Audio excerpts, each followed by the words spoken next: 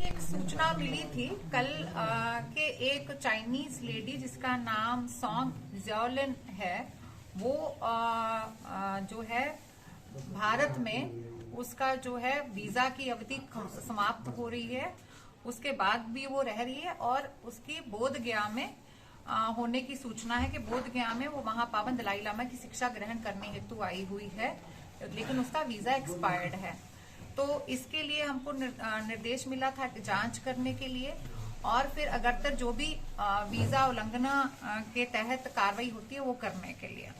तो इसमें हमने फिर सभी जो है वहां पे होटल्स हैं, मोनेस्ट्रीज हैं, गेस्ट हाउस हैं, वहां पे हमने जांच किया, इस चीज को पता करवाया कि इस नाम की जो महिला है कहाँ रह रही है।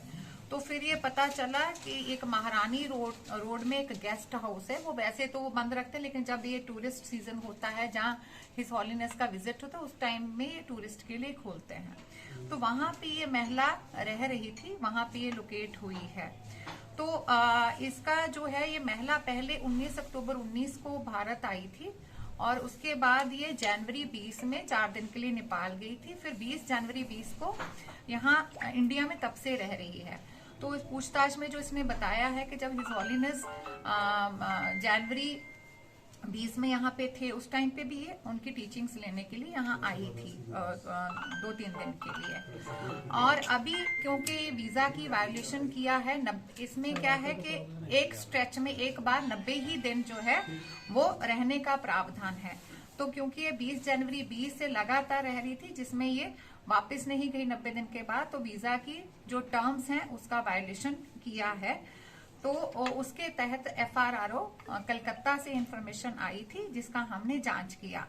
तो उसके उपरांत जो है हमने कलकत्ता FRRO से बात किया, तो उन्होंने एक लीव इंडिया नोटिस इशू किया है जो कि हम इनको सर्व कर रहे हैं और इनका वीजा इमीडिएटली कैंसिल किया गया है। जो वीजा अदरवाइज 2024 तक रहता है, लेकिन उसमें प्रावधान ये होता है कि एक बार में वो सिर्फ 90 दिन ही रह सकते हैं, जो कि इन्होंने उसका उल्लंघन किया है। तो उसके तहत इनका वीजा कैंसिल किया गया और उनको लीव इंडिया नोटिस इशू किया गया है। इसके उपरांत जो है हम FRRO दिल्ली के साथ बातचीत कर रहे हैं अगरतर कार्रवाई हेतु। तो अभी इनका जो है जांच किया गया है, हमारी विभिन्न एजेंसीज हैं वो भी पूछताछ की हैं, इनका रूम का भी सर्च हुआ है। तो अभी तक जो है यही चीज सामने आई है और बाकी अन्य जो जांच है वो हमारी जारी है, अभी तक यही है। ये सूचना थी कि ऐसी बातें आ गई थी कि ये जासूस है, ऐसा कुछ है? ऐसा कुछ भी नहीं था, वो सिर्फ मीडिया का क्रिएशन है। ऐसा ना तो कोई ऑफिशियल वर्जन दिया गया है, ना कोई ऑफिशियल स्टेटमेंट कहीं से निर्गत हुआ है, वो सिर्फ मीडिया की तरफ से ही क्रिएट किया गया है। ऐसा कुछ भी नहीं अभी तक आया है जो मैंने आपको बताया। लेकिन बाकी जो है अभी इसमें जो है पूछताछ जो है हमारी जांच एजेंसी कर रही हैं।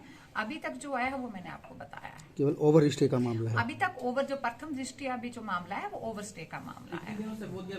ये 22 दिसंबर को आई हैं यहाँ पे। कब तक का वीजा था और कब से ओवर स्टे? जो मैंने बताया कि इनका वीजा 2024 तक था और 20 जनवरी 20 से यहाँ आई हैं। तो 20 जनवरी 20 से 90 दिन तक का इनका वीजा था। क्योंकि ये वापस नहीं गई दोबारा, तो वीजा की टर्म्स का इन्होंने उल्लंघन किया, जिसके चलते ये कार्रवाई हुई है। जो इनसे पूछताछ किया गया है तो इन्होंने यही बताया कि आपने वापस क्यों नहीं गई, तो इन्होंने बताया कि उसके बाद कोरोना आ गया था, जिसके चलते ये धर्मशाला में एक मोनेस्ट्री में रुकी हुई थी तब से, तो धर्मशाला में ही रह रही थी।